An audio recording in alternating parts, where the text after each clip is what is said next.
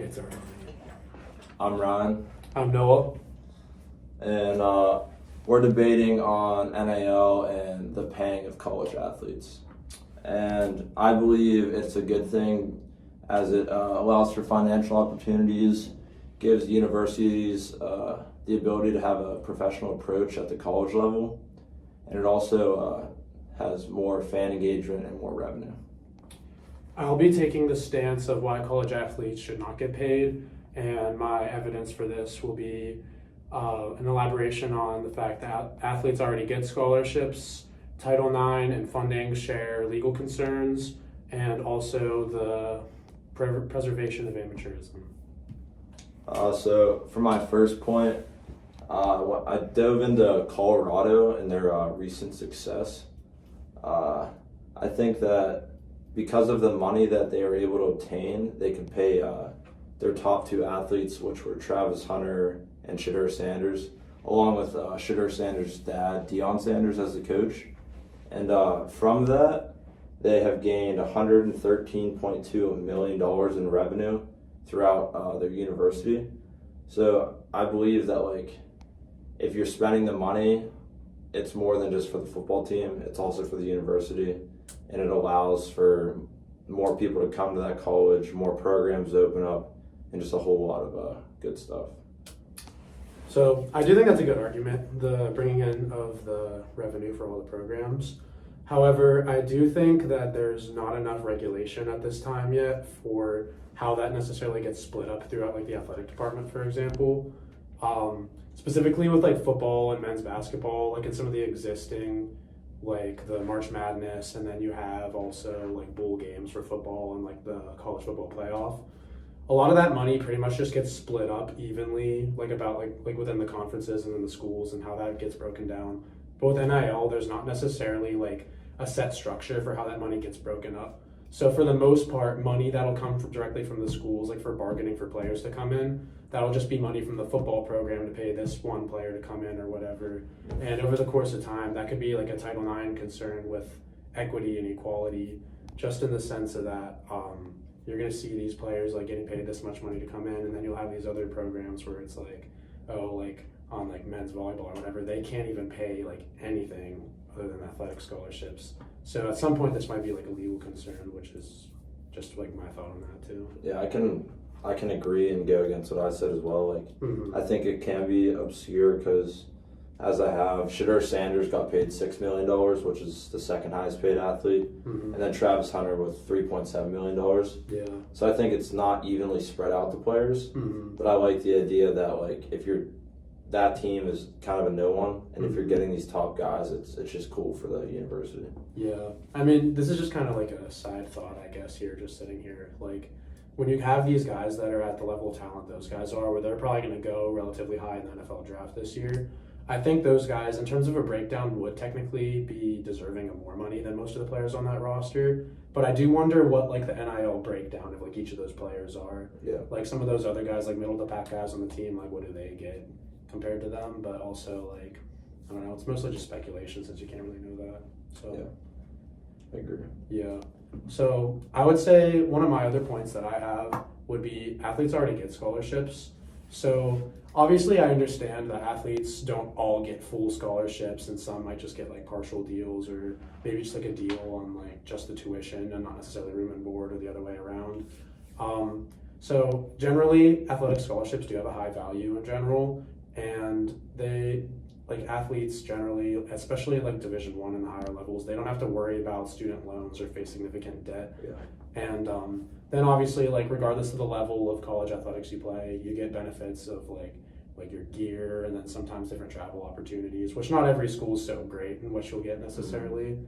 But you'll also get special academic resources, and with that, it's just that sometimes college athletes at the top level specifically, if you're getting a full athletic scholarship and then you're having this school pay you millions of dollars to come in, then that's sort of unfair to some of the other players or even just normal students who don't get that sort of benefit. Yeah, I can totally agree. And then I would for me specifically, I'm in D2, so you get scholarship, but it's nothing compared to what D1 is. Right. I'd say the big issue is D1 with NIL because like that is true that these players kind of just take other people's spots because they're getting paid that high amount of money. Mm-hmm. But I also think it's beneficial because the whole point is to win. Mm-hmm. And if you have the resources and you have the money, like why not pay the players? Right. Which I understand that it's kind of like fishy because Ohio State, they spent $20 million in NIL, but they won. Yeah. And it can be kind of like deceiving, I would say. Mm-hmm. But I think ultimately, like the scholarship doesn't do enough for the top 50 players, like where they're signing. I think it all comes down to money and fit for the team, I'd say. Right. But then I also see like for D2, like even high school has NIL, but they're not paying the players. It's more of incentives, like free lessons, free stuff like that. Mm-hmm. D2, it's kind of the same thing. There's not much. Yeah. But D1, that's really like where the cash cow is. So yeah. Mm-hmm. And then building off of that, my second point is about like the professional approach before you get to the NFL. Mm-hmm. Just this past month, 8-time Super Bowl champion Bill Belichick, he signed with North Carolina to be the new head coach. Mm-hmm. And he also brought with him Mike Lombardi, who's a executive in the NFL for 30 plus years, and he has 3 Super Bowl championships. Right. So what their approach is they're going to have a salary cap for the players. Oh, okay. And they're going to pay them that amount of money based on how they play Mm-hmm. and how they fit the team.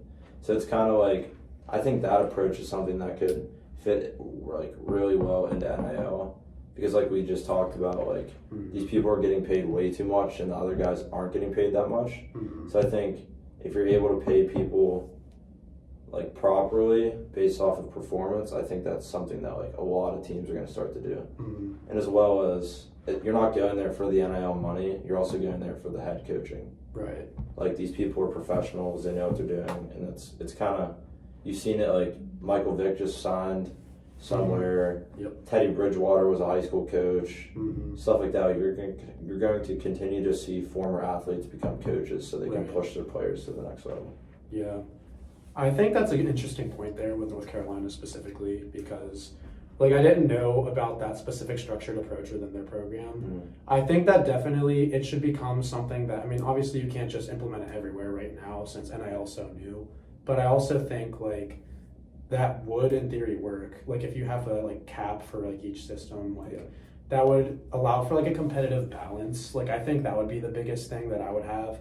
Like I think the professionalism and then like having like the NFL coaches or like former players come in, I think that that's a great opportunity for the players. The only concern that I would have right now is like, as far as like if you like follow the landscape of the conferences right now, you're seeing like all these teams leaving. Like obviously the Pac-12's dead now pretty much. The ACC is following a similar route where like Clemson and all the big ones and the ACC are trying to get out. And then you're just not going to have a competitive conference there. And then you'll just pretty much have 2 or 3 big like super conferences. But then even in that scope, like Division I is being spread even more thin because teams like you said, Ohio State at the top, like in Texas and Alabama, Georgia, like they can spend all this money on their players. But the problem is some of those teams, even at the bottom, like even if you're talking about like Vanderbilt's more of a baseball school. Yeah. But like schools like that, they're not going to be able to spend that type of money. So even with like a structured system, you have to be concerned with like this school is able to afford like even up to like $50 million to pay these players, and then you have these schools that can't really necessarily do anything other than scholarships and some minor benefits. Yeah. So I mean it's a new system, but like your idea of like a structured system, once like each school develops that, maybe each conference can start developing something to allow a balance between who's at the bottom, who's at the top. That way one school can't just like pay to win. Yeah, and I think too, like back on the salary cap thing, Mm-hmm. like if you're able to do that for all the teams, like that should be a thing. Right. Because it's like similar to MLB, like the best teams are the teams who spend the most money. For Mhm. the Dodgers, for instance. Yeah. So I think that's important, but also like they're still probably gonna have to pay the players to get there. Mm-hmm. And actually, a quote from Joe Lombardi, he says, "Whenever you have a salary cap, you have value. If you're taking a young high school prospect who's very good, you'll have to give him some money to enhance him to come to your school, Mhm. but there must be a ceiling on what you can give him." Right. So like that kind of goes into like you can't give him everything just to get him there. Mm-hmm. But you have to kind of like, hey, like this is what you're gonna get if you come here, and like this and that. So yeah. Right. So my second point relates to something I kind of touched on earlier with Title IX and funding sharing. So under like the NCAA Title IX policy, it requires schools to compensate athletes from all sports equally, like, or at least that's what it says in the pretty much the wording of the law.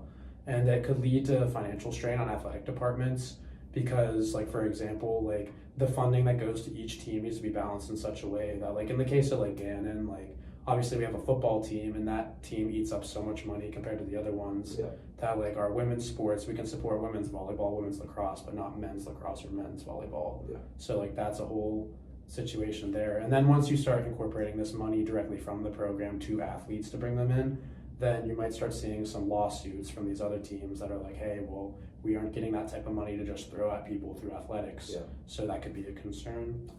But I guess that would be my main point for that. Yeah, I agree. And some real life stuff too. Like here, like I'm on the men's baseball team and we get absolutely nothing. We don't have a field. We don't have a locker room. Right. But then you see the new gym being built and it's like, it's kind of, I feel what these other programs and stuff would feel because they're not the cash cow of the school. So like I understand that, and I think that like it's just spiraled out of control because it went from like Reggie Bush and Johnny Manziel not getting paid to thinking, all right, we should pay players, and then it has kind of spiraled out, I would say. Right. But I think there's also some good things that come from it, and that kind of leads into my final point. So an Ole Miss basketball star received a lot of money to transfer to Ole Miss, and from that he actually helped a kid who was homeless and fatherless to move into his house. So I think stories like that are ones that keep people, like they makes them come back and like, hey, like because money can be the root of all evil, but I think that if it's used right, it kind of changes people's lives, like as it shows here. And I think that it kind of instills into the players of like, hey, like you don't have to just spend all your money on like cars and jewelry and food and stuff like that. Like you can widespread it to help causes like this. So I think that's kind of important too. Yeah, I think your point there is interesting because I think of, I don't know if you've ever seen the movie Safety about that Clemson guy. With his brother. He was supporting his brother. I think stories like that, I mean, I think that's what sports is all about too. Like, I mean, think about like on the personal level, like the impact this can make on someone's life, and that opportunity at Clemson for him, give him an opportunity to support his brother and stuff like that. So if we can just shed more light on that rather than the players, like, you know, like spending money on like cars and like jewelry, like stuff like that you said, like negative stereotypes with money spending, I think that that's a big thing. The last argument I would have that kind of actually relates a little bit, the preservation of amateurism. I think it's great to instill these values of professionalism and like teaching kids about money and everything. However, like college in general is more so supposed to be focused on education itself, and like the mission of the NCAA is about educational opportunity as well as athletics. So from there, like that's like the NCAA, they state that as their mission. And I think preserving the amateurism, it can promote like competitive balance, and it's like a unique appeal of college athletics where it's like you're not supposed to have like all these kids worrying about all this money, and then you get into like sports betting as an issue in general too. So like there's a little bit of pressure like added on by the commercialization of the sports, which I think like not necessarily every college athlete's ready for. And not everybody plays in college with the goal of going to the pros. So some people are just playing in college just for the educational opportunity and they like the sport.